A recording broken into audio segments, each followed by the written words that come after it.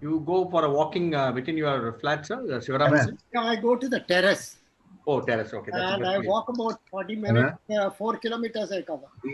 Oh, that's a very good logging, sir. Yes, that's very good, sir. And Okay, another half an hour of exercise there.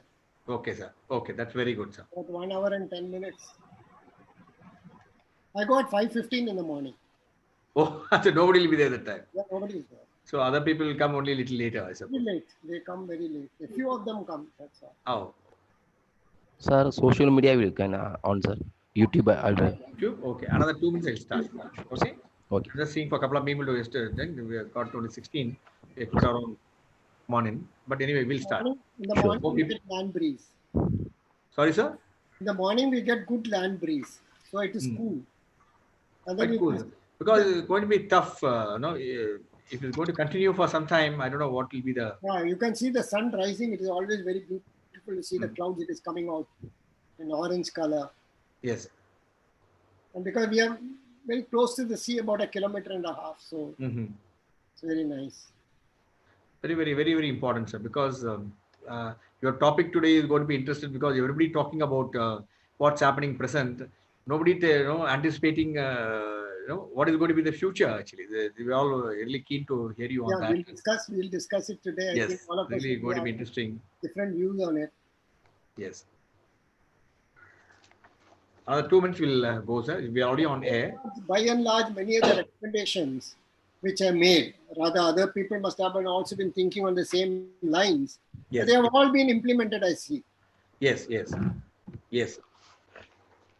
One or two things have not been. I hope in the second tranche, which is coming very shortly, Mhm. they probably implement that. Sundar and Sheikh, ready to go? Yeah, it's a it will go, Okay. sir. Yeah. Very good evening, ladies and gentlemen. Once again, it's my pleasure to welcome you all to this evening edition of our MMA webinar. As you all aware, from the time the lockdown was declared, MMA started its online initiatives straight away switched over. Our staff have been very good to adapt to the new situation. We all given them a laptop connected to our MMA server, and my exchange was connected. So they're all in touch with all the members, and we are able to do our work as usual without any difficulty. In fact, this evening we had a committee meeting where we even paused our annual accounts for the period ending 31st March so that it can be presented to the audit. So what I learned now is online is the reality, and if you really plan it out well and you got a good infrastructure, it can be implemented very well.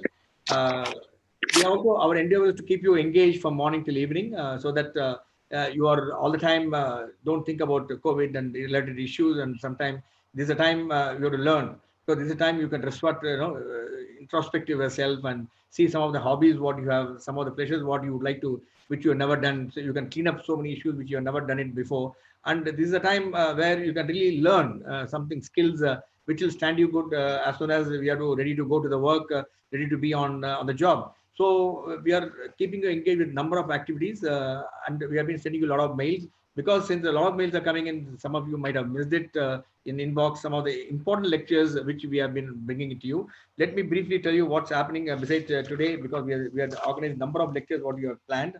Now this evening I will be briefing you just a while from now on 24th, that is tomorrow at evening 6 o'clock. We are going to have a talk on dealing with known unknown in the COVID world, where Mridula Ramesh, she is the executive director of Sundaram Textiles, clean tech investor, and also author of critically acclaimed book Climate Solution. She's going to think something out of box. What's happening? Something different. Like I know one point which she will be talking is how the big major industries are looking at making ventilators today. You have to rise to the occasion. What's happening on current situation so that you give the full capacity to your best benefit of the US company as well as the organization as well as the nation.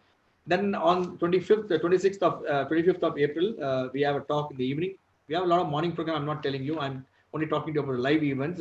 Be a Diamond in the Sky by Vijay Parsardi, brand specialist and informative coach. He's going to be talking at 6 o'clock. He's one of the great thought leader on branding. And this is the time we also want to think about how we can rebuild your brand, because there is one school of thought telling people may not look at the brand nowadays. They look at the cost. They'll go frugal. A number of things are happening. We have got so many inputs we are getting. We are really confused. But this man will bring some clarity to you what's going to happen. Then on 27th of April, we have again a nice talk in the evening. 27th of April, 6 p.m.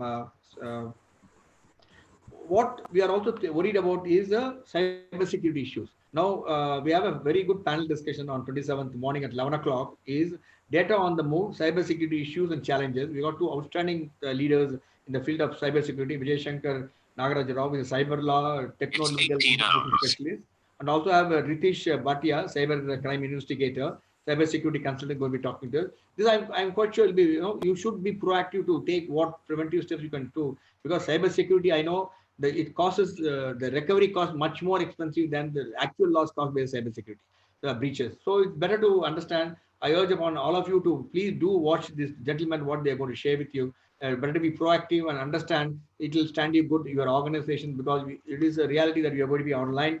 We are going to be on digital for many of our activities. Then on the 28th, we want to bring you a very different program, because every time we are giving you only talk, we are going to get webinar music webinar. Music for the mindfulness. We've got GD Sharma, Uni Nair, and other two gentlemen who will be talking. GD Sharma is one of the old member of MMA, senior member. He's going to be doing the thing, and he's also a great singer. So online, you will have a musical evening, Shami Ghazal. So you can enjoy the evening that day, because music also keeps you fit and enough energetic. Then on 30th April, we have in the evening talk, COVID-19 stress management by Swami Nikhilesh Anand. Is Ramakrishna, head of Ramakrishna Math Rajkot, Gujarat, and he's again a great speaker, very good motivational speaker. He's on YouTube. He travel all over the world. It's really interesting, inspiring to listen to your Swamiji. How do you really manage your stress management during difficult times? Then on 1st May, again, we have got some outstanding program on the 1st May. 1st May in the morning, we have at 11 a.m. Sharman Subramaniam is MD of Roche Diagnostic, and Aarti Sivanand is a partner of Jay Sagar. There will be a chat with them and talk about what exactly is happening in the field of medicine. And the evening, again, we have an outstanding speaker who will be going to be talking to us, CK Ranganathan, who is MD of founder of Kevin Care, along with them, David Appasamy. They're going to talk to about what is for entrepreneurs, SMEs, and what is the way forward for digital, how we are going to align yourself to the digital world, and some of the things, what is their thought, because they're all thought leaders. Both of them are outstanding leaders in their own field. So they're going to be talking to you on this evening of the 1st. Then on the 2nd evening, we also have again a wonderful thing, success story how it was done, Silamam 3000 years. We are requested Mr. Bharat Bala. You all know him. He's a screenwriter, producer, director, who produced some great movies like Vande Mataram, inspiring movies, which really benefited a large number of our people viewing them. And he also produced a recent movie on Silambam 3000 years. And Aishwarya Manivan is a world Silambam champion. We are bringing both together for an inspiring talk that evening, and it's going to be very, very interesting. Besides this, we are also planning a number of other events. Some of them are on the pipeline as well as it's finalized. I'll get back to you with the event. But we will, as assured, every morning 11 o'clock and evening 6 o'clock, we'll have a talk, and which will be very inspiring for you. Now, coming to today's talk, which you're all eagerly waiting for, because all this time we only thought about the current. We have been thinking about what's happened in the past, but none of us learned what is COVID lesson learned for the future. We also know what are we going to do, what are we proactive. At the end of the day, we have to plan your future. Even in the MMA, we have made a couple of scenario planning. Now, this situation happens, what MMA should number of things we have started doing that, and the committee is very serious about what. And we also want to know what is going to be life after the lockdown is over, and it's going to be a thing. And we have multiple scenarios are being coming. A lot of people are discussing issues. The whole world culture will change. People. I want somebody to mute the thing, I think. Okay, no, thank you so much. What is happening and what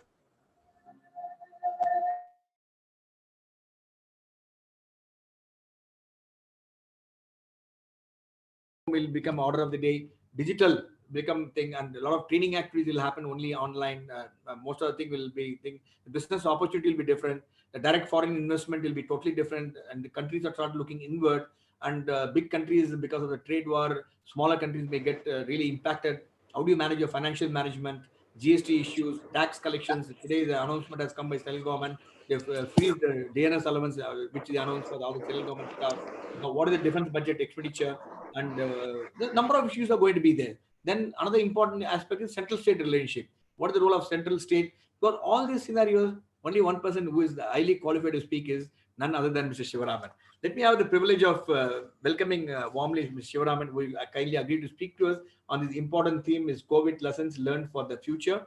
And let me have the privilege of introducing Mr. Sivaraman, who's got one of the finest career which everybody envy of, emulate him. And Mr. Sivaraman is IAS, retired.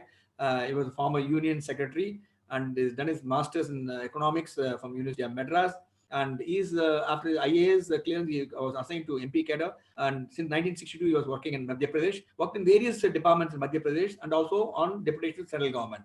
Over the 40 years of experience in number of government departments like finance, planning, finance commission, economic affairs, Ministry of Commerce and Finance, and he was also a DG of and he was also DG of IMF.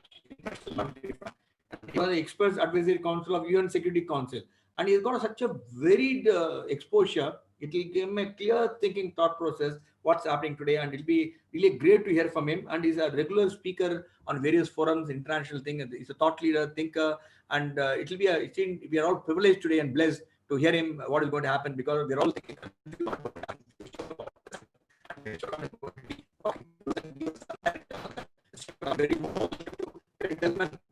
each one of you.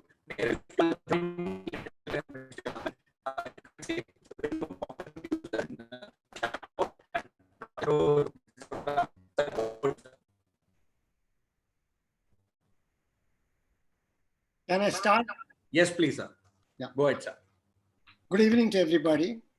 First, let me thank the MMA for this opportunity for me to discuss matters with you, and particularly Group Captain Vijay Kumar for this excellent arrangement that he has been doing, because I get the various programs of the MMA, how he has been engaging the people very usefully.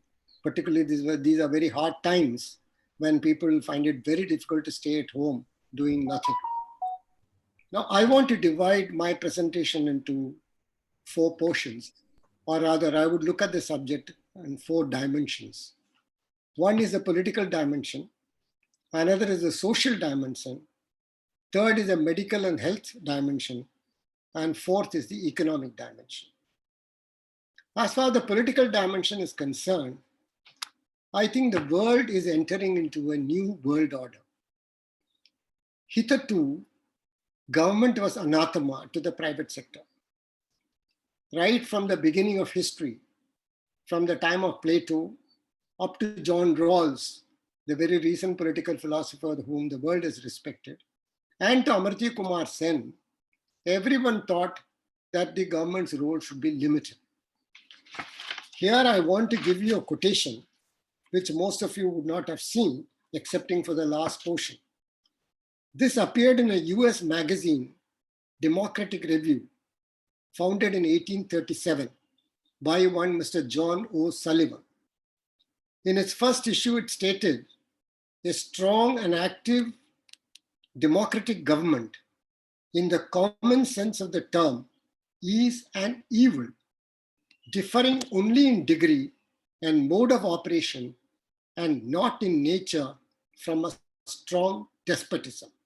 The best government is that which governs the least."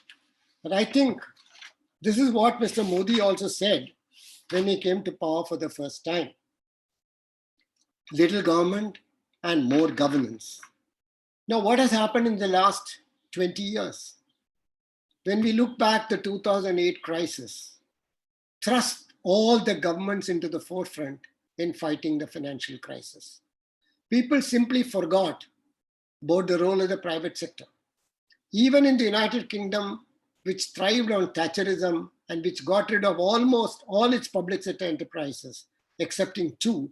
I'm going to talk on the public sector enterprise and privatization also after some time.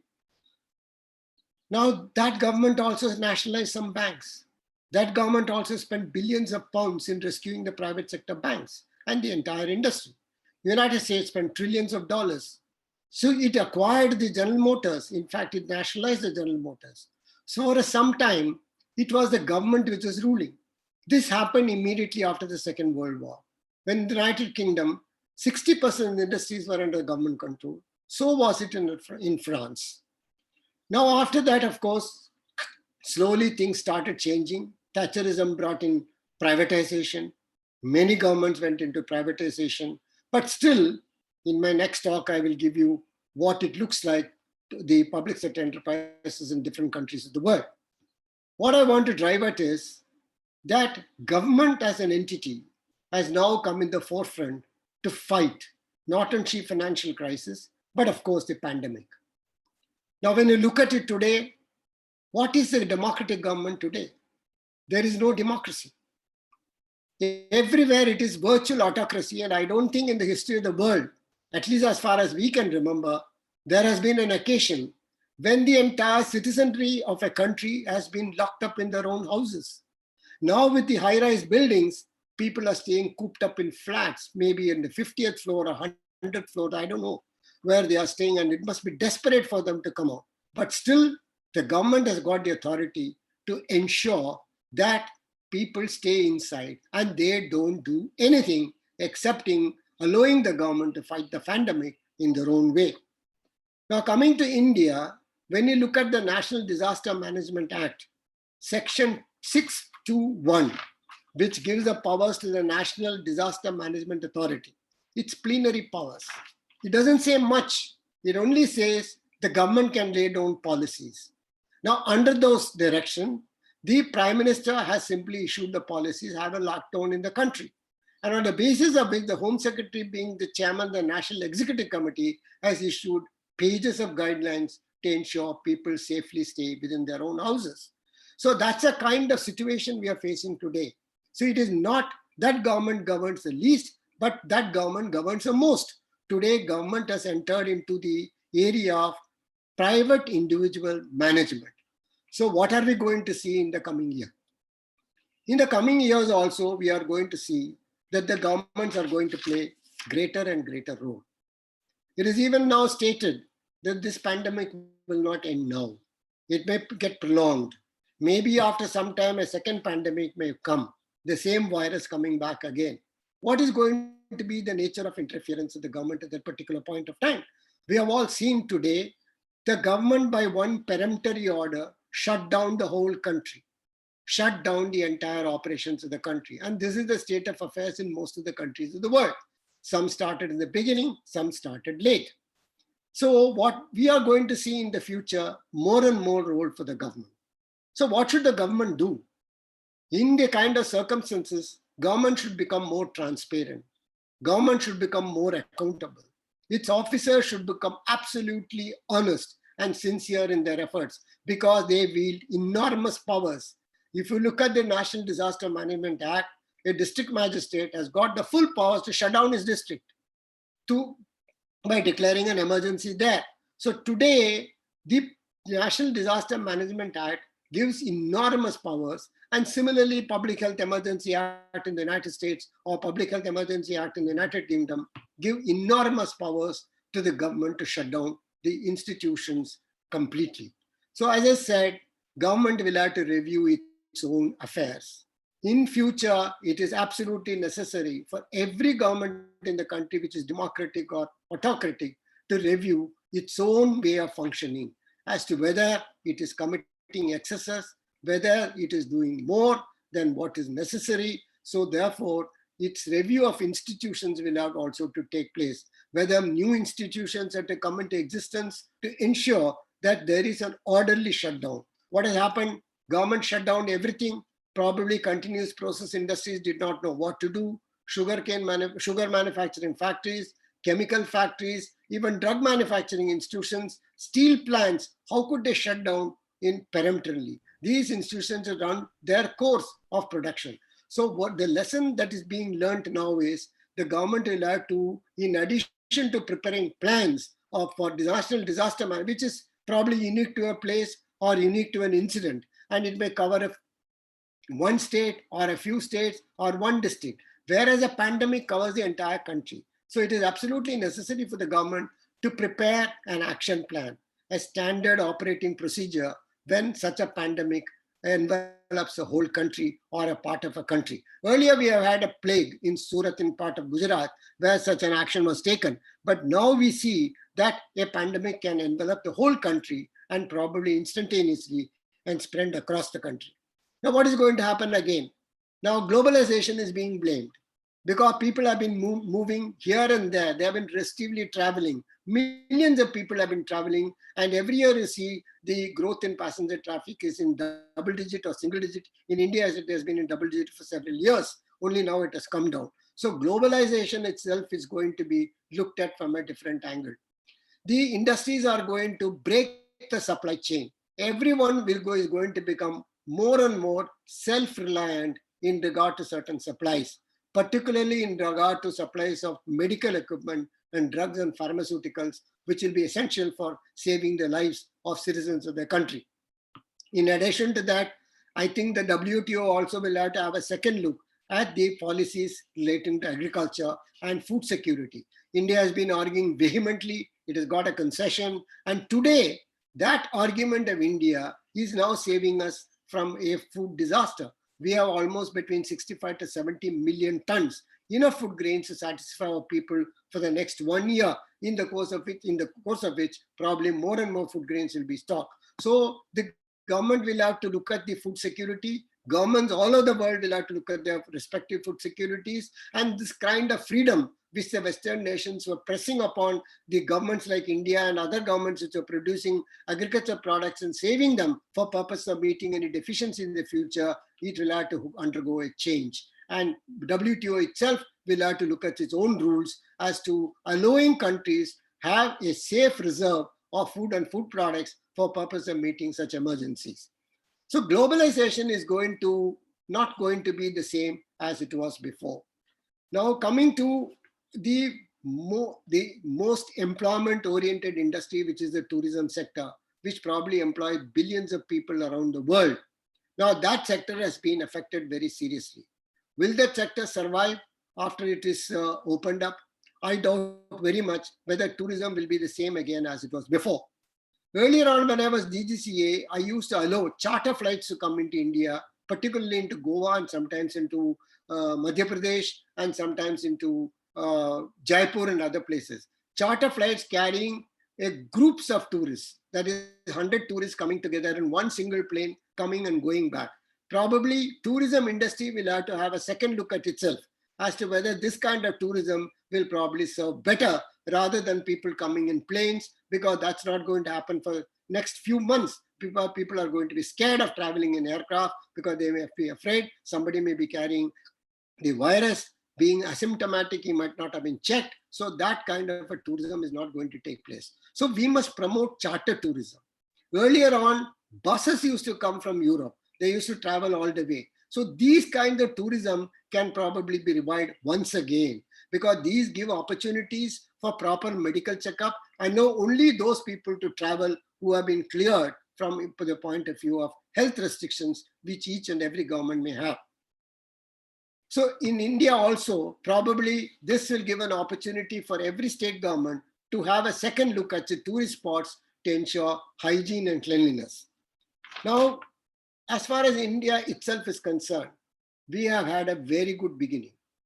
This pandemic has given an opportunity once again for the government of India to consult the state governments.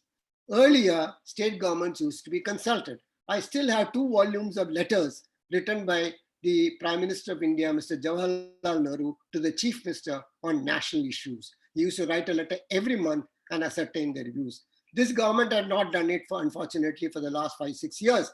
Now they have opened up. That they have been consulting the chief ministers. Monday, there is going to be another meeting of the chief ministers. We must recognize one important point. It is the state government which works in the field. The central government works in the field in only very few sectors. Otherwise, it is the district magistrate, the collector who is in district, who runs the entire administration of this country. I'm not exaggerating, because now you would have seen various reports coming from different parts of the country as to the way in which many of the collectors have been functioning. Let us realize the fact the collector, the superintendent of police, the district public health officer, the district engineer, the district engineer, these are the people who are running the administration at the field level, and they come under the state governments. Therefore, it is very essential for the central government to consult the state governments in all matters of national importance. Now, there are several bills which may have consequences for everyone today, tomorrow, probably in the distant future, for which the state government's advice would be very, very fruitful for the government to prepare their legislation. Secondly, again, the chief prime minister started consulting the leaders of the opposition, which again is a very, very good beginning. And in my view, this should be institutionalized. Now, anecdotally, let me say something. In 1994, when I was the Revenue Secretary of India, at that time, I told the then Finance Minister, Dr. Manmohan Singh, that we should have a meeting of all the finance ministers. He asked me why. Because we are now modernizing the tax system and we have introduced the central VAT at that time, and we should extend it to the state government, and the state government should also have VAT so that input credit can be given for all taxes paid on input, raw materials and other inputs. So he was first hesitant, then we went to the Prime Minister and Prime Minister readily agreed, and we called the first meeting of the finance ministers in which the value-added tax was discussed. They went back, and as you all know, value-added tax was introduced by almost all the state governments. And that first meeting of the finance minister has now become the GST Council, in which all the state finance ministers are member, and it has become a constitutional body in regard to decision-making on the goods and services tax.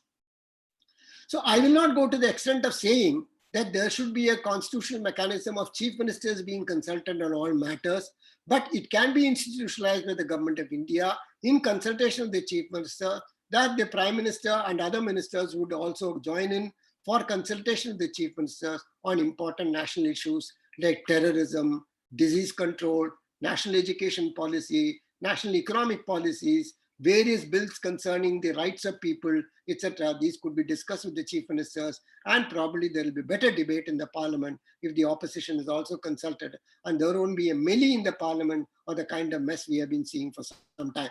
So these are some of the very important takeaways as far as the politics is concerned or political issues are concerned.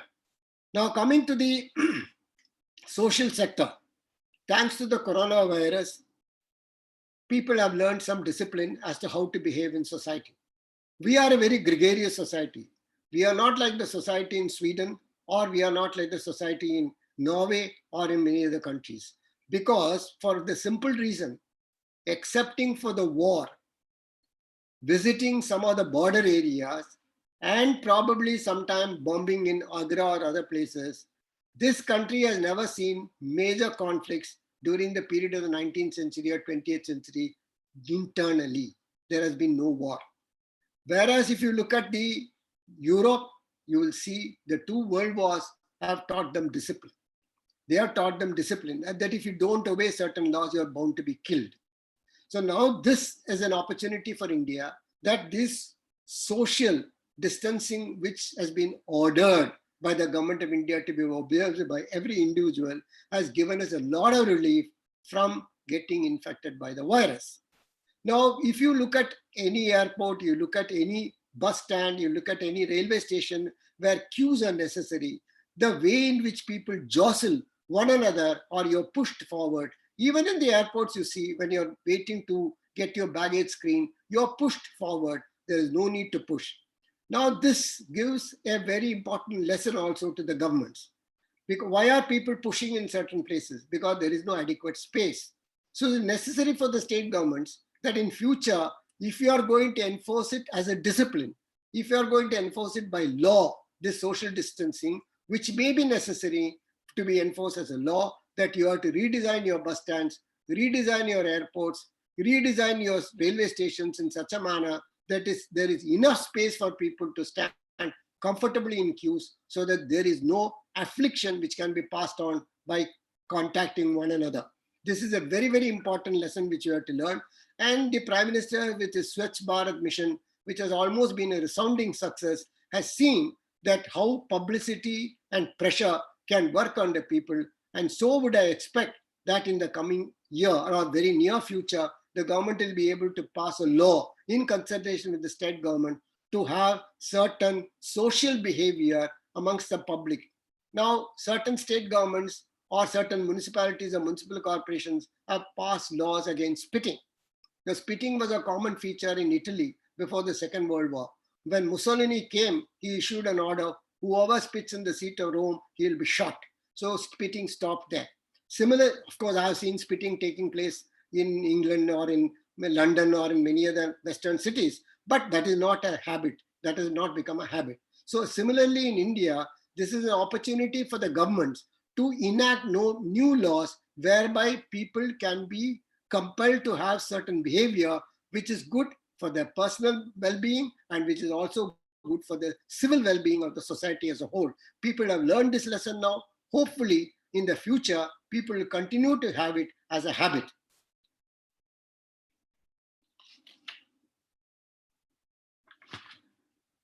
Now, in regard to, for example, crime, we have seen how many state governments have reported there have been very few crimes committed during this period. Naturally, because people are not allowed to move. But we have also seen very few molestations taking place because, again, people are not moving into society. But this is an opportunity for the government to locate places which are probably dark, which are capable of harboring criminals and unsocial elements so that they can be rectified. Now, schools and colleges are the institutions where they can start disciplining the children. This is one thing which has been lacking in our colleges and schools. In fact, I've also run a school. I've run the Lawrence School in Lovedale, Ooty for 5 years. And we used to teach students how to pick up scraps of paper from the road, how to ensure civic discipline. And they used to tell their own parents to ensure that civic discipline should be practiced because the other man's freedom gets affected if you think that you are at liberty to do anything.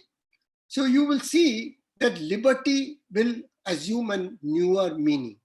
Liberty in the sense that we have been knowing it. Liberty of action, liberty of speech, liberty of thought, liberty of expression, liberty of writing. All these things will undergo a change when we look at the pandemic situation that we have been in.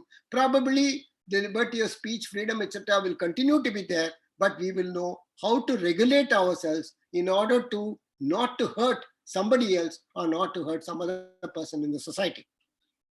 So we have to start this discipline from the very first day a child joins a school. This has to become a compulsory lesson, how to ensure social discipline, how to ensure civic discipline, and how to have personal discipline. These are not necessarily to be laid down by the governments. Government can issue instruction to the school. Please, there should be at least one class in 1 week where children are taught how to behave in society. Now I come to the third portion of my thing, medical. India's public expenditure on medical and public health has been dismal. It had been less than 1% just 2-3 years ago. Recent calculations show that public expenditure on health has risen up to 1.2%, abysmally low figures when you compare to the public expenditure on health of other countries. Most countries in the world set apart almost 6% of the GDP. We are setting apart only 1.2%. Our total expenditure on health comes to only 3.5%. That is the balance being spent by people themselves. So here is an opportunity for the government. Now, government is liberally spending. They are setting, I believe they are set up almost 100,000 extra beds to cater to the demands of this pandemic patients. Similarly, they have purchased thousands of ventilators, thousands of other types of medical equipment. Now, one major failure on the part of the government, all state governments in the country, is not to provide adequate amounts for maintaining equipments which have already been purchased. Finance Commission after Finance Commission has brought out this glaring deficiency in the functioning of the state governments, that they do not provide adequate resources for maintaining equipment. Thousands of crores are now being spent on purchasing medical equipment, and they will all be installed in different places, and they will have to be removed because they will be in temporary hospitals. What will the government do with this equipment? How are they going to distribute it? From right now, the governments will have to plan how they will redeploy it, how will they maintain it. Now, in Jalandhar, a hospital was planned.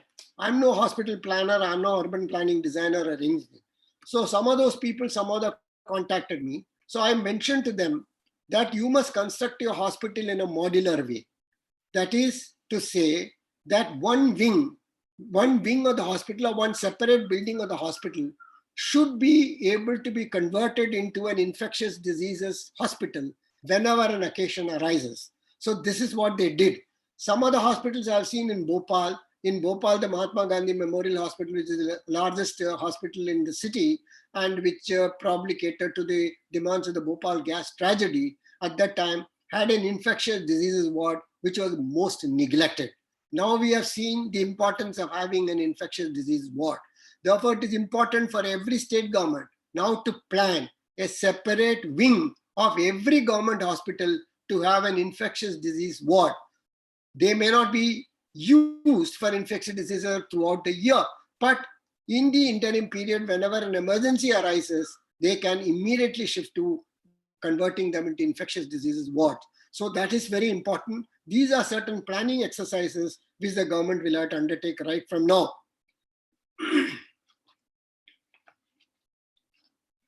Now, for example, if you take of the global average of the public health expenditure, it comes to 10% of GDP, of which 60% was spent by governments and only 40% by the individuals. Whereas in India, it is completely in the reverse. And repeatedly, people have been told, governments have been told that you must increase expenditure. Now, after a long time of persuasion and increase in expenditure with the various Madhyamik Shiksha, Abhiyojan, Prathamik Shiksha, Abhiyojan, Ucha Shiksha, Abhiyojan, etc., the expenditure on education is close to now 4 to 5% of the GDP. It is essential for the government to increase expenditure on public health up to 6% of the GDP. It may be necessary to increase certain taxes because government will require funds for this purpose, and they should not hesitate to increase the taxes for financing public health in this manner. Another important lesson or another important takeaway from this pandemic is whether the constitution should be amended, by which the government of India will also have a say in the matter of health. Right now, health is a state subject. Only medical education is a central subject. If you look at the All India Institute of Medical Sciences, etc., it's a part of medical education. But today, the government of India freely is interfering in the state government's responsibility of health requirements of the public. So therefore, therefore, there is an immediate need to think over this as to whether health should become a concurrent subject. Now, Srinath Reddy Commission, which was appointed by the government of India some few years ago on having a national health policy, came out with a radical suggestion. The entire health should become a central government subject, and government of India should provide national health insurance as it is obtaining in Europe and other countries. Every citizen should have a health insurance card, whether he is rich, poor, or anybody. He must have a health insurance card, and the government of India should meet it out of its own budget. Whether we'll reach that level or not, I do not know. This Ayushman Bharat has been started. Many state governments have got their insurance schemes. But when you look at the statistics, only 23% of the population of India is covered by some government scheme of health. So balance 67% is not covered at all. Even today, when you look at the free, in fact, I suggested to the government of India that they have 65 million tons of food grain in stock, open up that godown and give food grains free to the people for the next 3 to 4 months. Nothing is going to be lost for the central government, because ultimately when you calculate the amount of wastage that is taking place on account of storage of this godown, that will be much more than what you give to the people in this time of need. So they have opened about their godowns, and probably they have said everyone can get free food grains for the next 3 months. So similarly, this health is a very important thing.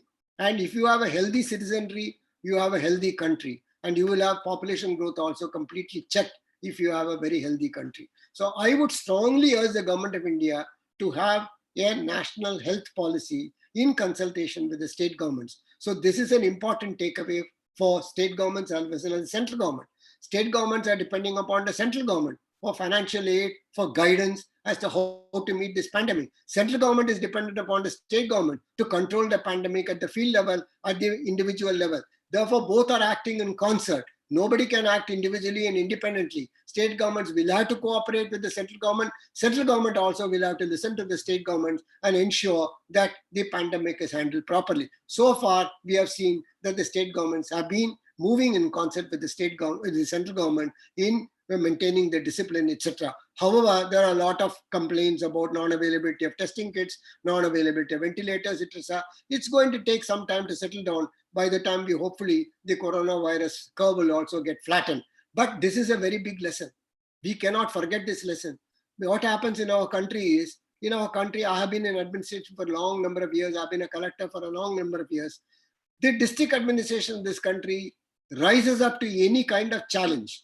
But challenge means that is an important challenge of a disaster, a famine. I was made a district collector when there was a famine in one of my districts, one of the districts of MP. You rise to the challenge, you rise to the occasion when your best is asked to be given to the people of India. But when it is normal time, they become somnolent, they become sleepwalkers. That is what is happening in India's administrative structure. So it is very essential that with this kind of a pandemic looming large now, it may come back again, another virus may hit this country, and it is very necessary for the IAS, IPS officers to be trained in handling pandemic. So there should be a module of a course in the IAS Academy to train people how to handle this pandemic. This is another important takeaway from the point of view of the government of India and also the state government. State government should also organize courses in the range state administrative colleges for their staff, for their officers, how to deal with pandemic. As we have courses organized for people of all levels in the government as to how to handle an election. So this has covered the entire people of India, as the elections have been covering the people of India. This has covered the entire people of India. But this is a different thing where people lose their lives and people can become sick for their entire lifetime. So this is a different kind of management. I would strongly urge the government of India and the state governments to consider having a module of a course for the IAS, IPS officers in the government of India, and as far as the state governments are concerned, a similar course to be conducted for the people so that they are ready for meeting any emergency during such pandemics. Now, self-reliance has become very important as far as medical aid is concerned. We have seen how China has been exploiting this occasion. When they are sending kits, they are probably manufacturing it right, left, and center, and sending them across the country, across the globe, where they are found to be defective. Now is a time when, today only I saw in the newspaper, there are about 10 companies which are ready to manufacture testing kits, but they are pending for clearance. Day before yesterday, I saw in the newspaper, My Lab's company said that it has already got the clearance for manufacturing the testing kits. Therefore, it is time that these facilities, these clearances are given in record time. So this is another lesson which the government of India learns, the state government learns, the district officers learn, that they should not keep anything pending. Whatever it is, whether it is a pandemic time or whether it is a normal time, if it can be done in a pandemic time, why cannot be done in a normal time? Similar efficiency, why cannot it be shown? But there is one problem, because under the National Disaster Management Act, as I said, there are plenary powers. The district magistrate, district collector can purchase anything from anywhere without even calling for tender. Now, during this process, probably irregularities can take place. Therefore, it is necessary that we have to have a relook at the purchase rules, procurement rules, etc. during pandemic times and during normal times. Normal times should be as efficient and as competent as will be done during the pandemic times. I come to the last part of my presentation, that is the economic side. Now, there is utter confusion everywhere, not only in this country, but all over the world. How do we restart the industries which are shut down? With the passing of the order under the first lockdown, I do not know how the continuous process industries manage. The steel plant manage the steel under melting condition. Chemical plants manage when the chemical processes were taking place. Drug companies, how did they manage it?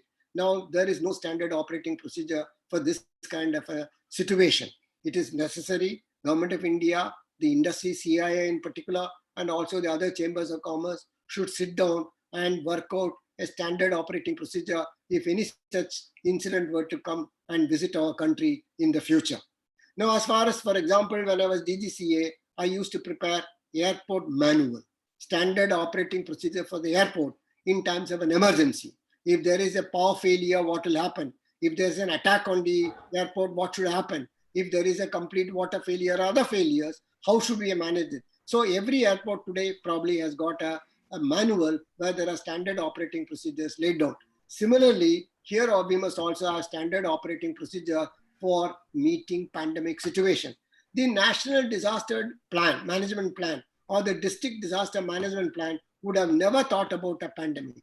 It would have thought about only an earthquake, a flood, or a cyclone, or some kind of other situation, fire, but never about a pandemic of this type. Therefore, it is necessary for the government to think of an operating procedure by which they can allow the industries to slowly run down and come to a full stop rather than coming to a full stop abruptly.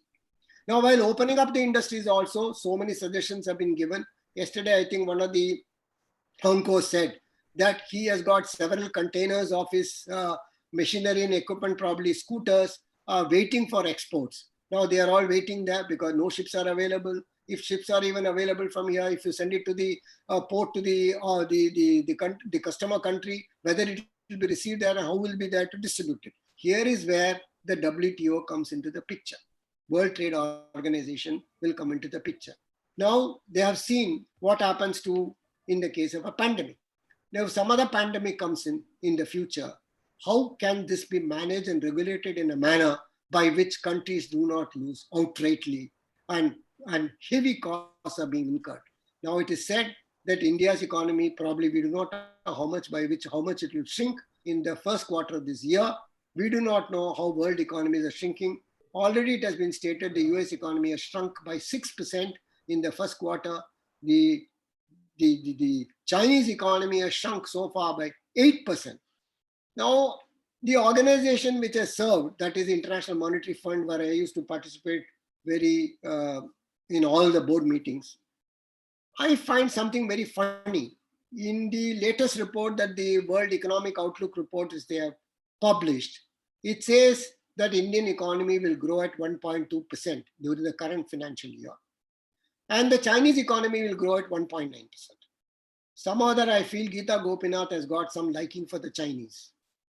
Because she has downgraded India now, she says now it will grow only at 5%. We don't want to quarrel with those figures because we do not know ultimately what it is going to be. But nevertheless, we have to be very careful about these figures. Can a Chinese economy grow at 1.9%? If it has shrunk, its economy has shrunk by 8% in the first quarter, which means it has to grow by 9.2% the remaining 3 quarters to make up for the loss. It is not possible. Similarly, in India also, we have to do a good exercise to see that we come to a realistic estimate as to what is going to be our rate of growth or our economy is going to shrink. Because we have to accept the reality. This is something which has to be done by the National Council of Applied Economic Research or by the Chief Economic Advisor or all of them put together, the CIA, everyone. When during Manmohan's time, we used to carry out the fiscal reforms, we always consulted the industry. We took into account whatever they stated. It is not correct for the press or the media to say that we don't bother for the industry or the suggestions they give. In fact, we used to keep a huge register in which every suggestion which used to come from industries, even individual people, used to be put there. Date-wise, it used to be arranged. And I, as the Revenue Secretary, used to go along with my officers, see all those papers, extract and distill the wisdom contained in it, and discuss it among ourselves, and then propose the revision in tax rates. Now a time has come again that the industry should be taken into confidence. I hope they are taking the industry into confidence, that they must discuss very carefully how the automobile sector can be brought into life, how the ancillaries can be. That day I heard R.C. Bhargav, very fine man. I've known him since his Maruti days when he started as an executive director in Maruti, a brilliant person. He was also in the IAS initially to start with. He was talking about the difficulties of starting his factory. He said, I may be able to dust all the machines and bring them into operation. What about my ancillaries? Because I depend upon my ancillaries. How will they be able to function? Some of them might have been shut down because they don't have money to start. So here is where the government of India comes in. And I feel very sorry. The government of India has not yet come out with a package for its industries. It is time they come out with a package for the industries. It may be necessary to announce the kind of package which the United States government had given to its small business. $359 billion have been distributed amongst the small business. And the government have taken over the responsibility of making the salary payments of the small businesses for the 3-month period, at least for 3-month period. Now again, probably this amount has been enhanced yesterday or day before yesterday by the US Congress. Should this government also adopt the same thing? All the micro industries, all the small scale industries up to a particular level of turnover, should not the government also say, okay, these 3 months you have shut down because of us. You have not been able to get any revenue. I suggested to the government the entire interest to be paid on the MSME sector, loans which they have borrowed, this should be waived off and borne by the central government. In fact, we should also take on the responsibility of extending the period of the loan. There is no point in giving simple moratorium. 1 month, 2 months, 3 months, 6 months moratorium is not, because again, they will have to pay. So if it is a 3-year loan, extend it to 5 years. If it is a 5-year loan, extend it to 7 years. Like that, the bank should sit in consultation with the industry to extend the period of the loan, because when you extend the period of the loan, the total interest payable will be huge. Therefore, it is necessary to have a relook at the interest rate also, so that the burden does not become very heavy on the industries. These are some other things which I hope the government would have thought about it, and they must be planning to implement all these things. I have great faith in the government in the sense that they have got enough data, they have got enough access to people, they have got access to data from outside the country, what is happening outside the country. Similarly, they have got all the capacity to discuss with the industry, and industry is always 1 foot forward, 1 step forward in regard to consultations when it comes to asking them to give their own views and advice. So I'm very sure that the government will act very reasonably and they will provide all the facilities to the industry.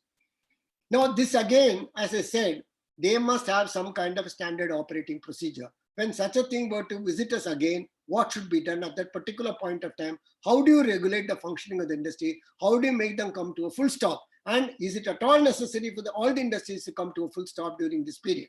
These are certain things which have to be taken into account and considered by the industry and the government together. Now, there was a mess created. The mess was created in regard to the workers, the migrant workers. Was it at all necessary for this mess to be created? I think it was not at all necessary, because there was an act passed in 1976 known as the National Migrant Workers Regulation and Employment Act, that is passed in 1976. I'm not able to get the video. Now, this act provided for licensing of everybody who employed more than 5 migrant workers. It provided for a licensing and registration officer under the Labor Department of every state government.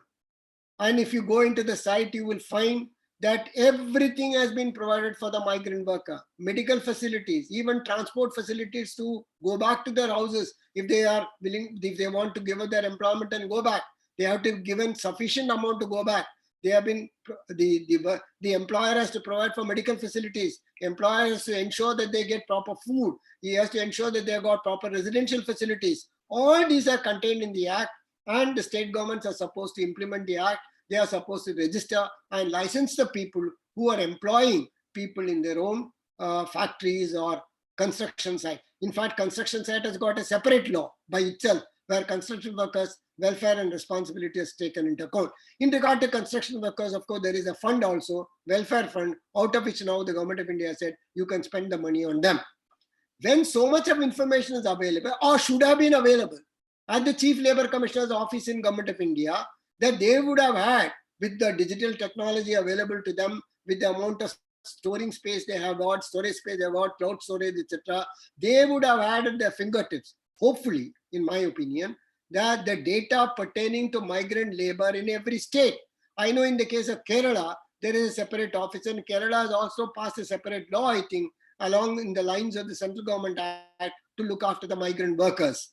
Kerala is the one good example, because when I used to go to Kerala some time back, when I used to discuss with the finance sector and others, they had data on every migrant worker. And similarly, I suppose other state governments would have also had. If they have not had this, then they have probably fundamentally failed in regard to the migrant workers. If that data had been available immediately after the imposition of this lockdown, people would have come to know there will be a migrant workers problem, how to meet with that problem. They would have had data. They would have had data. They would not have to scramble around here and there.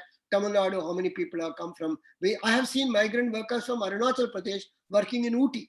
There may be several of them working in Ooty, Arunachal Pradesh. Far away from Tawang, I have seen people working in Ooty. So therefore, every state has got its migrant labor, and there are enough legislations which are in force in this country to look after the welfare of these people. And yet we found a terrible mess leading to even a lathi charge in some place. This should be avoided in future.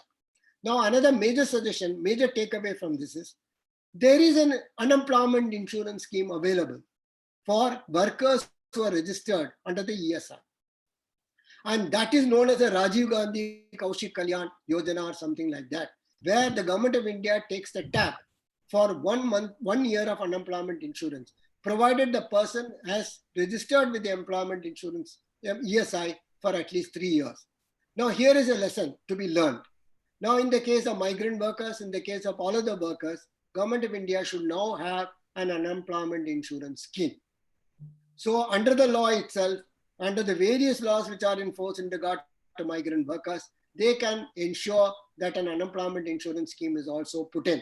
Initially, the Government of India and the state governments can fund part of the cost of the scheme. The part should be paid by the laborers and part should be paid by the employee. Or initially, to start with, Government of India and the employer can fund the scheme so that this kind of a mess that we have seen will not be there, and people who get unemployed in this manner, they will be able to have some kind of a living wage to look after their family and themselves. So this is a very important takeaway, to have an unemployment insurance scheme in India, and that should be enforced in large industries, small industries, medium industries, and small industries in the way in which it can be affordable to the workers in different categories. So this is a very important suggestion which I want to make in this regard. Now, we have seen one important thing, that is the kind of price fluctuations in the market. Commodity exporting countries are almost down in the dumps. Oil prices went into negative level. So we do not know what is going to happen in the future also. And India also exports a lot of commodities. So whether there is a price security, or there are certain measures which the Government of India can take, I don't want to go into those questions, because this is another area which is very important, which we have to look into it. Now I am almost at the end of my presentation. In all this, the most important factor is the leadership. The persons in charge. Prime Minister Modi has given very effective leadership. Nobody can deny that. The chief ministers of the states have also risen to the occasion, and they have also been struggling very hard. But even then, there have been deficiencies, there have been difficulties in management, which is bound to happen in any society or in any government or in any kind of system. Earlier, when Eastern Europe came out of the Soviet Union, a number of countries did not know how to run their government. The World Bank and International Monetary Fund set up institutes to train the legislators and to train their ministers how to run the system. So when we see, sometimes we see new chief persons come into the office of ministers or chief ministers. They are completely unaware of things, but they may be very intelligent, very competent, professionally also competent, but they may not have any acquaintance with government, how to run a government. Government is an entirely different commodity than a private sector company. Here thinking is different, here acting is different, decision making is different, the orientation is different. You cannot say that somebody who has been a chief executive in Exxon or something, he comes and take over as a minister of state, secretary of state. You can see how the secretary of state who came from Exxon failed within 1 month and went back. So it is very difficult to run a government. It may be easy to run a huge empire of a private sector company, but it is very difficult to run a government. So it is very essential that the government should look at this. Now they are in close correspondence with the chief minister. That is essential to start an institute whereby the legislators can be trained in the state And at the central level, they can have a small academy or an existing academy where the chief ministers can be called periodically, and they can be exposed to the kind of situation that they will be faced with and what kind of management decision they will have to take during the time. That is, training of this leadership is extremely important. As I said, in the case of IAS and IPS officers, a module on the management of pandemic that can be very easily done in the institute in the Missouri, and as far as the state governments are concerned, they have got institutes. Whereas in the case of the chief ministers are concerned, they can arrange these short-term courses in the Indian Institute of Management, which have been set up in almost every state. So this is a very essential part of management of such emergencies. So with this, I would like to close my presentation. And Thank you so much, sir. Great insight. And you clearly defined what is there in future and various departments and how the government, central and state role, you brought everything. Now I'll request all the participants, please type your questions in the chat mode, and a little later we also open it up so that we can even ask your questions without interfering with others. I also request all the viewers who are watching the program live on YouTube, Facebook, and also in our webinar, send your questions. My team is compiling them and putting it together in the chat box to me, and we'll be happy. Now, to start with the question, I'm just remembered, all of you talk about future. Albert Einstein rightly said, I never worry about the future. It comes soon enough. But I don't think in the present pandemic, we can even think of those lines. We have to worry about the future. Being a boss of, worked in IMF for some time, the first question which has come to me, I want to ask you on those lines, or supranational organizations such as IMF and World Bank is still relevant under these present scenarios? They are relevant to the extent that they can provide financial support. They can even provide technical support to small countries and to countries which are not in a position to manage themselves. And we have got technical teams in the IMF and the World Bank, which are requisitioned by many state governments. And this technical assistance is free in most of the cases. And even now you can see that the IMF and World Bank have started a program by which they want the loans outstanding from small countries and poor countries to be written off by the larger countries. So IMF and World Bank are very relevant institutions in such emergencies. There's a question from Vasudev and Sivaraman. I also see a lot of ORF members. Please send your question a little later. Maybe you open it for a normal question session. Mr. Vasudev and Sivaraman is asking, while I endorse your views for making health as a concurrent subject, but the political parties across the spectrum raise voice of federal freedom of state and central interference. Example, need examination, one clear example. What's your suggestion under such a circumstances where central-state relationship also very, very important for a nation like India's? We have now seen, as far as health is concerned, that the central government has taken the lead in almost all matters. And wherever the state government had taken the problem into their hands, they have found it difficult going. I'm not saying that it should be a part of the central subject, but the central government and state government can sit together and work out a mechanism by which both can work in concert. That is what I said. If you bring health under health can come under the central government, provided the central government says there will be one national health scheme which will be entirely funded by the state government, the central government, and implemented by the state government. If the entire financial responsibilities are taken over by the central government, hospitals are run under the state administration, the money is given by the central government. Whether such a thing is possible, because this was not, if I remember right, Srinath Reddy probably suggested this only. The entire health administration should come under the central government, and there should be one national health scheme starting from Kashmir to Kanyakumari, from Assam to Punjab, so that everyone has gotten access to health facilities in the country. This is a debatable subject, and it should be debated, and then only a conclusion should be reached. Great, sir. There's a question from Mr. Badri. After Jawaharlal Nehru, later government, whether the successive central government were consulting the chief ministers of the states. Why is that, sir? Whether are they doing it during? I don't think they are doing it as an institutional framework. I remember during my period in the central government, ministers used to consult chief ministers, and chief ministers used to come and visit even some of our secretaries and the finance minister and take their difficulties to them. There was no institutional consultation which has happened now. As I told you anecdotally when I mentioned the formation of the State Finance Ministers Council. That was the first meeting which was called by Mr. Manmohan Singh to discuss the question of introduction of VAT. VAT got introduced in almost all the states. Tamil Nadu was the last to introduce, but all the states introduced VAT. Then now it has become the GST Council, where the decision making is done at the level of the GST Council. So central government has only one vote, like one, I do not know what is the vote of the central government, but everyone has got a vote now. So similarly, in all major national policies, if we get all the chief ministers on board, we have now the controversial subject, that is the national education policy. Now in the national education policy, it's 19 hours. Education, etc. is also a state subject. So here also the central government is laid on national education policy. There are protests all around. Here is again, the chief ministers can, if there is an institutional mechanism of consulting the chief minister every 3 months on these policies, such differences can be easily ironed out. So there's another question for one of the members. What are your suggestions for judiciary when there are so many things have been given, when the bureaucrats are working so much? So it's quite a tricky question, but there should be a judicial intervention when things go out of control?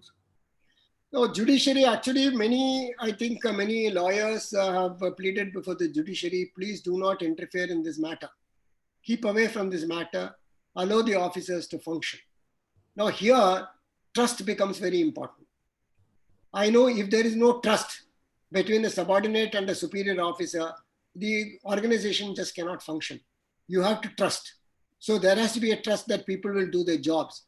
If somebody is not capable of doing the job, then it's better to remove him and put a person on whom you can put the trust on. In the case of judiciary also, we will find, I mean, as far as judiciary, the pandemic is concerned, they have kept themselves away. They have said that we will not interfere in the matter. People have been filing petitions left, right, and center, and I don't think judiciary has intervened. But we have to see, I'm not talking about the general condition of the judiciary, because there was a commission and there was a 5-year mission judiciary. I think Mr. Mowli was the law minister. It was a very good proposal which he had brought in, but unfortunately it didn't get implemented. Because if you find the judges to population ratio, ours is one of the worst in the world. We do not have enough judges to deal with the cases. So how can the judiciary function efficiently? Even if judges are to be appointed, it takes a very long time to appoint the judges. So people have been stressing this. Tamil Nadu is slightly better in the sense they have been appointing more and more judges, but many other states do not even appoint judges in the right time. If you look at the government personnel, the population ratio of this country, many people said Babu Raj, this is a pet phrase of the media. But if you look at the government servants population ratio of the United States, we are nowhere. We are just nowhere. You look at the number of servants, government servants working in the United States government. Look at the number of assistant secretaries. They run into hundreds. The assistant secretaries are equivalent to additional secretaries or something like that. So they run into hundreds. Look at the number of people working here. 4 fellows go at 8 o'clock in the morning. They don't return home till about midnight nowadays. I mean, nowadays they are working from home, but I know of emergencies when we have to work throughout the night also in certain cases. So therefore, we must also look at it from a more liberal point of view, that you cannot kill a government servant. That's for example, today I've seen in the paper in Madurai, they have made the workers, frontline workers of the medical department work only for 5 days. They are giving them 2 days holidays. These are very essential things. So there is another question, one of our members. Kerala government has compulsorily cut the pay of 1 month for the government staff and the public sector undertaking. Is it legally tenable? Will it not set a precedence for all the state to cut the pay whenever there is a crisis such as this? Unfortunately, this was my first suggestion. I suggested to the central government, cut the pay of all government servants for 1 month. That will probably produce 20,000 crores for the country as a whole. 20 to 22,000 crores for the country as a whole. The total salary bill of the country, I think, is about 4 crores or something like that, 4 lakh crores or something. So if you cut it for 1 month, nothing is going to matter. People are not going to starve. But at least we'll have enough resources to cater to this emergency and probably pay some extra allowance to the people who are fighting the pandemic, like doctors, nurses, and ward boys and others. So I don't think that is, I mean, strictly interpreted, you're changing the conditions of service. So one can go to the court and all, one should not go to the court because this is a national emergency. And probably under the National Disaster Management Act, such an order should be passed. so that, people cannot question in a court of law. And I don't think anybody will question in a court of law. People have voluntarily cut their salaries, voluntarily cut their pensions also.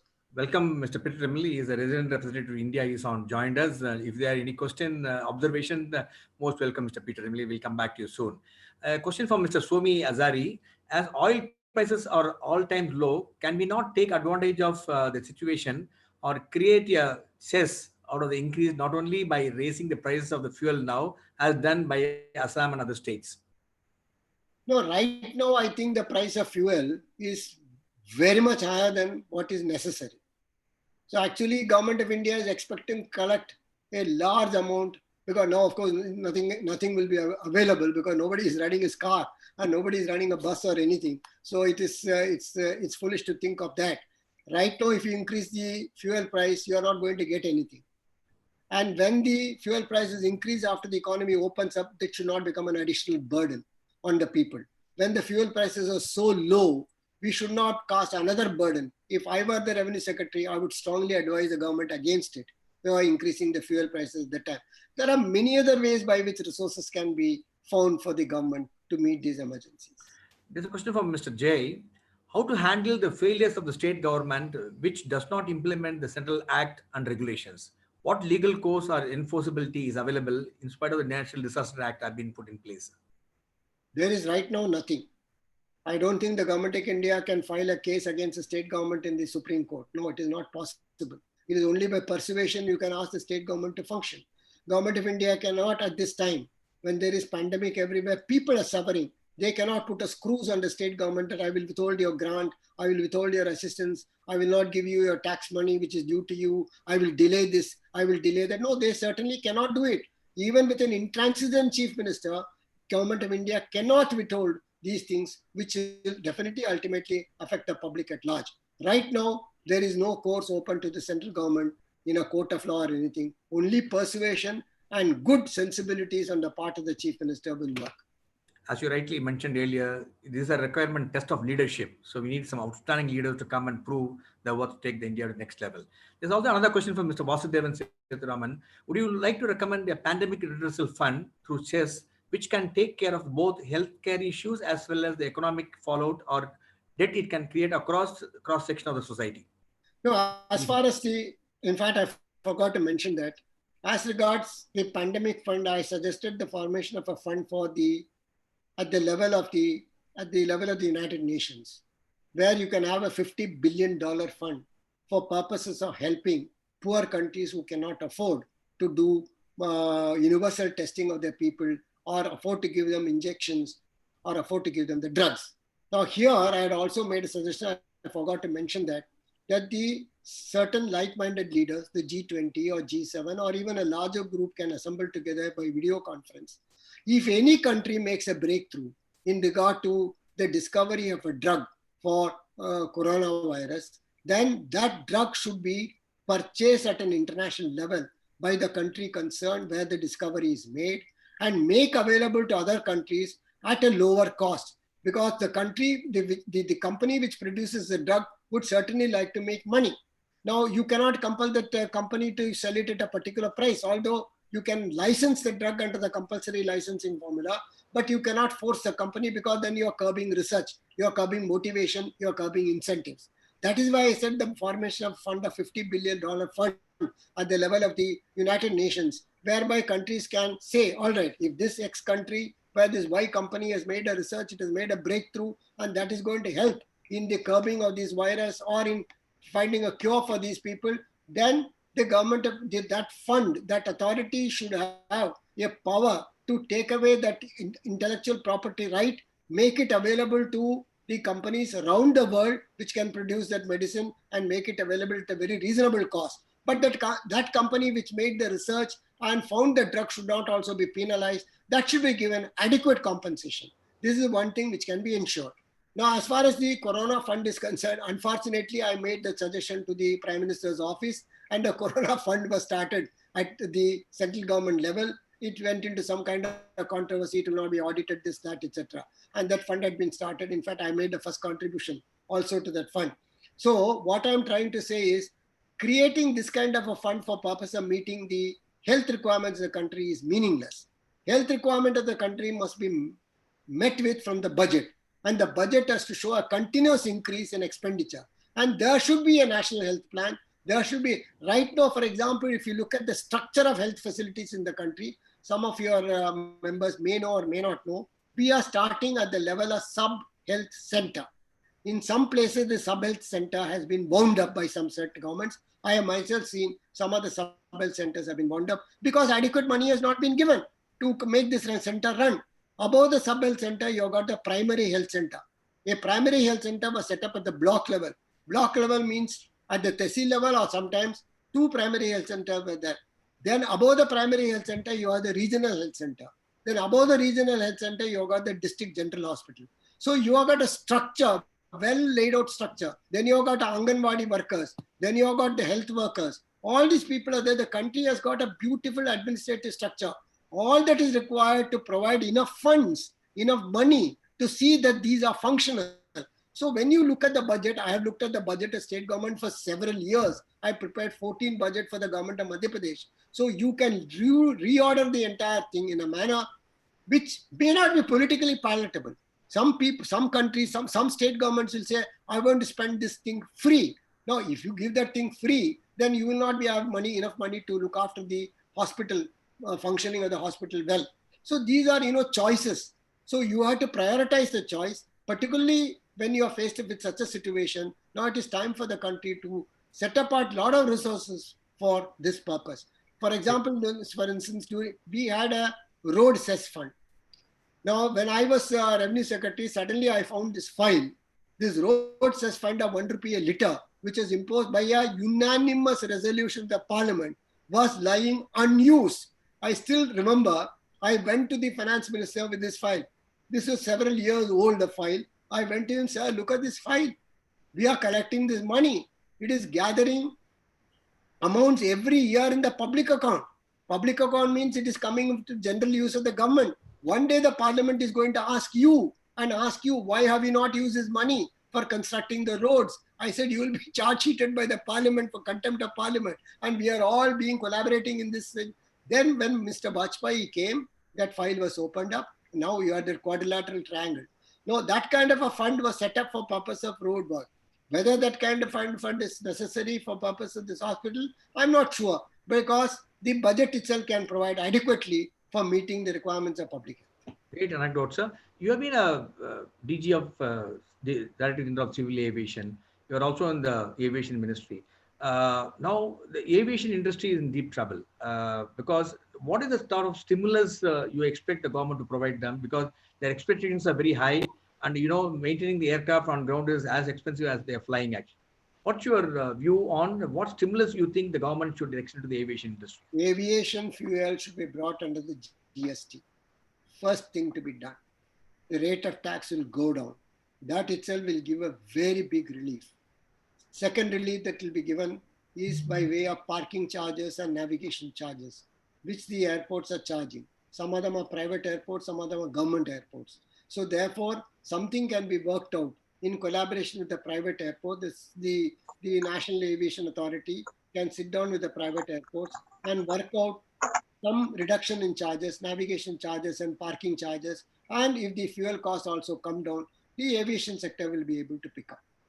Great, sir. There's a question from Colonel Nilakanta. He's asking, with the present technology, why cannot much time, transportation effort and expenses be saved by office workers working from home and traveling to the office only periodically for personal coordination?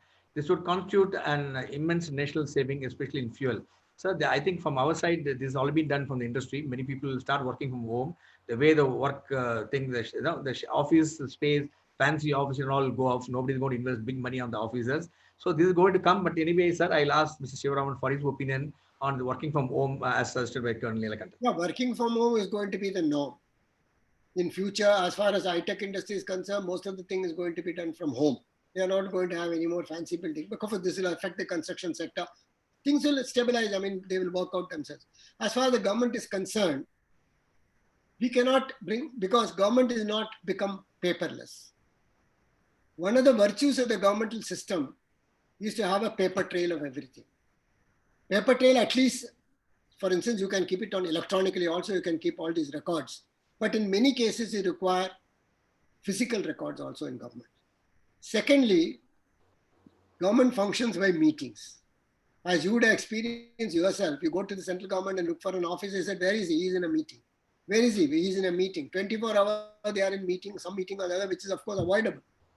But in certain departments, government can function, of course, remotely because they are not at the field level. But in certain departments, you have to function only from the government offices because there is no other way government can function remotely. It is difficult because government presence also has to be felt. You cannot, I mean, the government has to be visible. If a government has to be effective, it has also to be visible. Why was Mr. Colonel Neelakantan wearing a uniform? He was wearing a uniform because he looked impressive and he made his presence felt. Why are the policemen wearing a uniform? Because their presence has to be felt. The government presence has to be felt. Government does not come out and shout. Government does not have its own TV to shout. Government doesn't run its own newspaper. Government has to be felt everywhere by the citizen. And government presence has to be seen. And therefore, government offices, some of them can function remotely, but most of them have to function only from the offices. We have a number of questions, sir. We'll let you go maybe another 5 to 6 minutes. Another question is, your point about adequate investment in education and public health are very well taken. Thinning beyond the present situation and from a longer term view, would not such investment would also enable a remarkable increase in productivity and thereby contribute much to the national wealth? Of course, this is what happened in Southeast Asia. I was looking at the Southeast Asian figures of development and expenditure on education, health, when in the courses of their, when they become Southeast Asian tigers, they were spending not less than 68% on education. They were spending not less than 68% on health. But when we started our development program, we did not even bother about education. We did not even bother about health. We started constructing, of course, they were also necessary constructing dams, etc. But if we had opened up our economy at that particular point of time, instead of spending money on steel plants, etc., which we could have given it to the private sector and spent the money on education, probably our population would not have reached this figure. It would have been well contained below 100 crores, maybe 80 crores or 60 crores or 65 crores. Education is a very big, education controls the population very effectively, it has been seen. And similarly, health, absenteeism will not be there. People will become healthy. A healthy mind and a healthy body and an educated citizen will always have greater productivity. So the question from Mr. Sivan is, in improving village economy and sustainability, isn't this a right time for the government to implement policies for circular economies or almost circular at the level of villages, since the global supply chain is changing dynamically? Global supply chain is? Changing dynamically because you cannot see, in a modern era, you cannot have a village which is self-sustaining. Some of the larger villages may be self-sustaining because they will be dependent on other villages or other cities, etc., for many work and many things. Now, even if you go to Japan in the interior areas, the villages are not self-sufficient by themselves, to an extent because they will have accessibility to medical facilities, etc. So these facilities can be provided in the villages. The concept of Pura, which my friend Dr. Abdul Kalam, who was the president of India, he used to discuss with me, that Pura means that a village should have almost everything that is accessible, necessary for a very comfortable life. For many other things, they can come out. So this is a concept, of course, which has been there. And many villages are now developing. If you look at Tamil Nadu, it is 45% urban now. So most of the villages have urbanized. If you look at Kerala, you start from probably the north of Malabar. If you go down to Trivandrum, it is one big town. It is all urbanized, completely urbanized. So you are going to see more and more urbanization in the coming future. You cannot expect, villages to remain. Of course, some villages definitely remain, but we are going to see an urbanized India in the future. So, because of differences in potentialities. You must also take that into account. If you take Rajasthan, the desert villages, they can never be self-sufficient. If you look at Madhya Pradesh, some other places where I've served, they can never be self-sufficient. So they have to be interdependent also. There's a question which will impact us too. Please explain that now with the pandemic lessons learned, the government may rethink of to allocate more funds to health sector rather than defense sector. This is a question that always comes. What's your view on this? See, right now, I think today the government of India has asked the armed forces to put on hold all new purchases because they are re-looking at their own budget. But in my opinion, I have always supported the defense services throughout my career. Maybe I would have been in the defense forces if it had taken a different turn in my life. Today, India is spending hardly 2% on defense, probably less than 2% on defense. I would not advise the government to curtail expenditure on defense because you would never know when an emergency would arise on our front.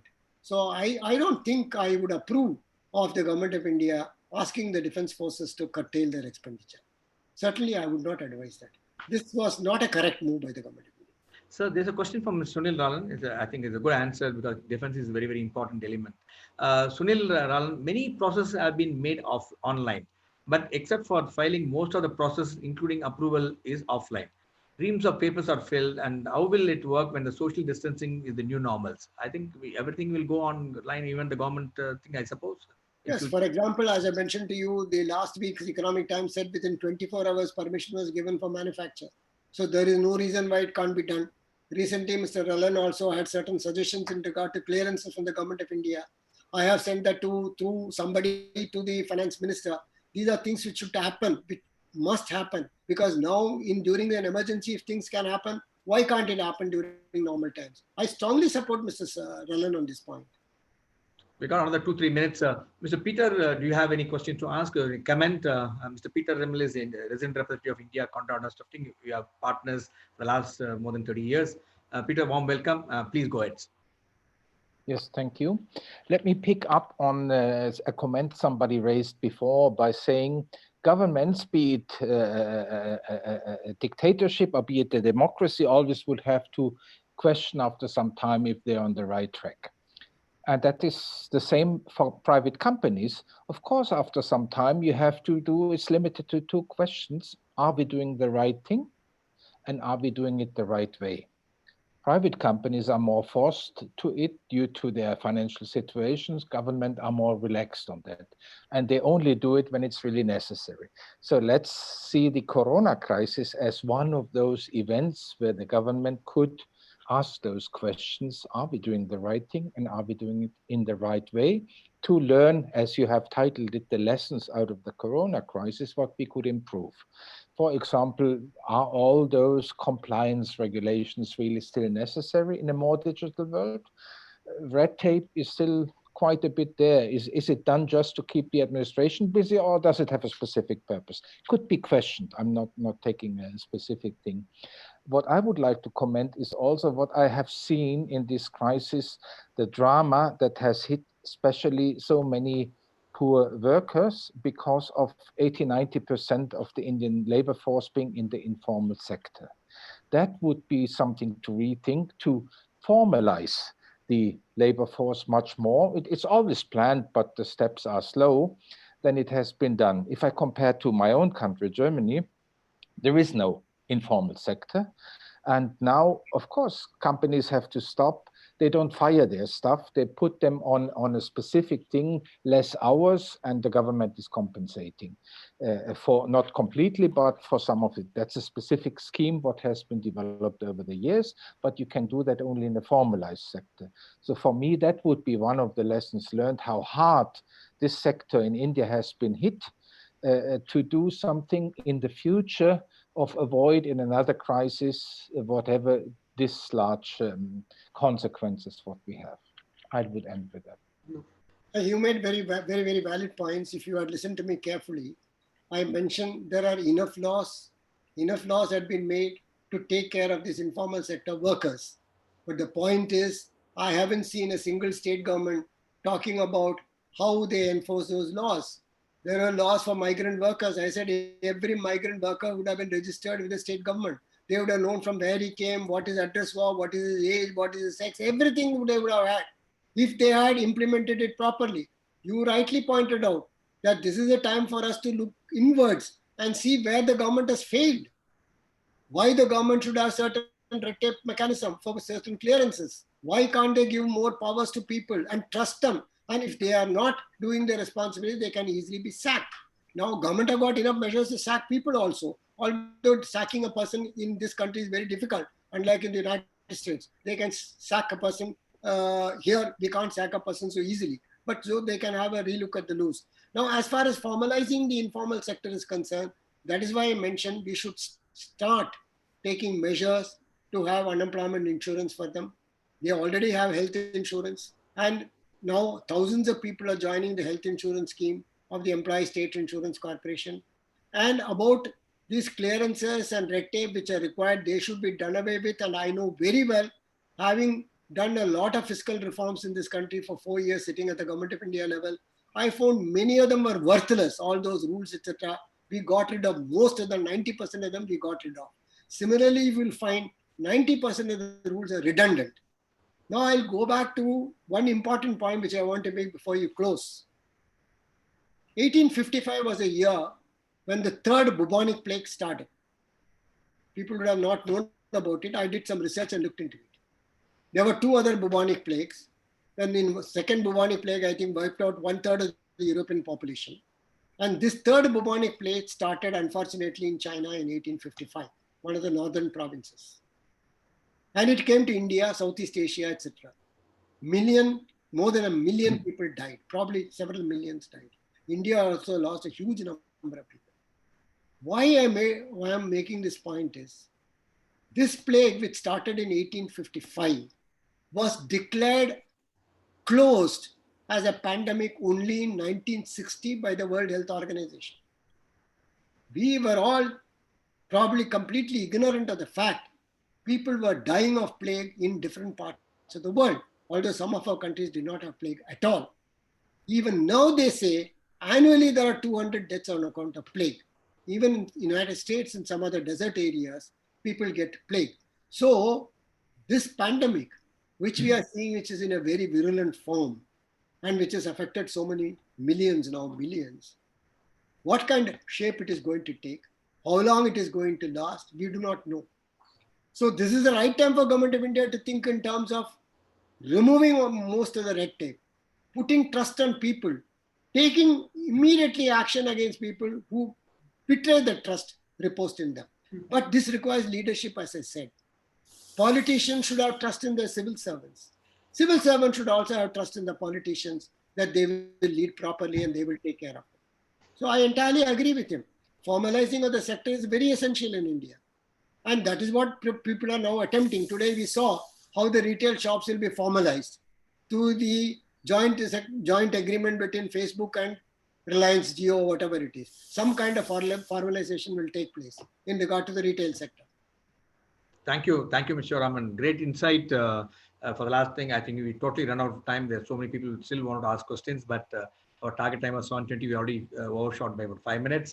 It's been very clearly put what is there in stock for future. You also got the functional government issues, what the central and state roles, all the sectors you really covered because you have vast experience working in the government, clearly brought out very clearly what should be the future.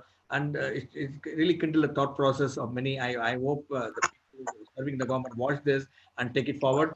Thank you, viewers from the WARUP and members of MMA. Thank you, Peter Primley, for joining us. Really inspired us, and your input was very, very valid. And all the viewers who are watching this program live on webinar and Facebook, keep watching. And again, tomorrow morning, and we'll be there. Thank you so much. And for thing once again, Raman, thank you so much.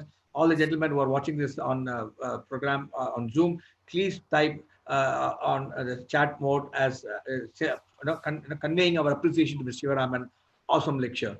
Thank you so much, and thank you, Mr. Sivaraman. Once again, namaste. Thank you very much. Thank you all of you, particularly Colonel Neelakantan, who somehow has been able to join. After a long time, I'm seeing him. Thank you. Thank you, sir. Thank you, sir. On behalf of Tamil Chamber also. Sornachia. Thank you. Hello, Mr. Cholnachia. Thank you so much. All the best. All of you stay safe, stay healthy, and keep learning, keep watching MMA events. Wish you all the best of health. Thank you so much. Bye-bye. Good night till we meet again. Bye-bye. Thank you.